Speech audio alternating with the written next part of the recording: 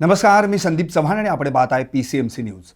दुसऱ्यांदा बिनविरोध नगरसेवक झालेले भाजपचे रवी लांडगे पिंपरी चिंचवड महापालिकेचे महापौर झाले आणि नव्यानं निवडून आलेल्या कारभाऱ्यांच्या हाती महापालिकेचा कारभार आला। 12 मार्च 2022 रोजी लोकप्रतिनिधींची मुदत संपल्यानंतर बरखास्त झालेलं सभागृह आज उघडलं गेलं आणि 3 वर्षे 10 महिने 5 दिवसांची प्रशासकीय राजवट अखेर संपुष्टात आली।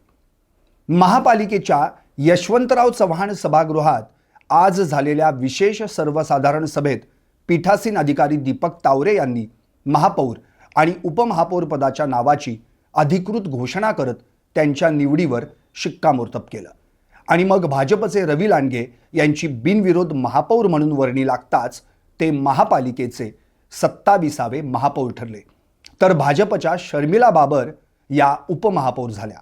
1986 ते 2022 या कालावधीत पिंपरी चिंचवड महापालिकेनं 26 महापौर पाहिले।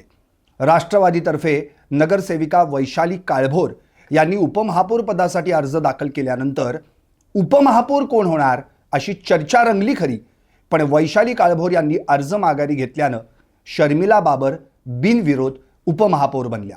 आमदार महेश लांडगे, शंकर जगताप, अमित गोरखे, उमा खापरे, भाजप शहराध्यक्ष बापू काटे यांच्या उपस्थितीत नवनियुक्त पदाधिकाऱ्यांना संविधानाची प्रत भेट देण्यात आली। मुदतीमध्ये महापालिकेची निवडणूक न झाल्यानं महापालिका 12 मार्च 2022 ला बरखास्त करण्यात आल्यानंतर दुसऱ्या दिवसापासून महापालिकेत प्रशासकीय राजवट सुरू झाली होती।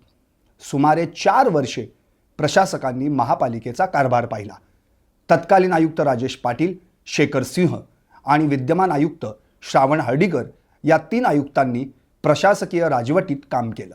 अखेर आज 3 वर्षे 10 महिने 5 दिवसांनी प्रशासक राज संपलं आणि पुन्हा एकदा जनता राज सुरू झालं। पाहत रहा PCMC न्यूज चॅनेल पिंपरी चिंचवडकरांचं।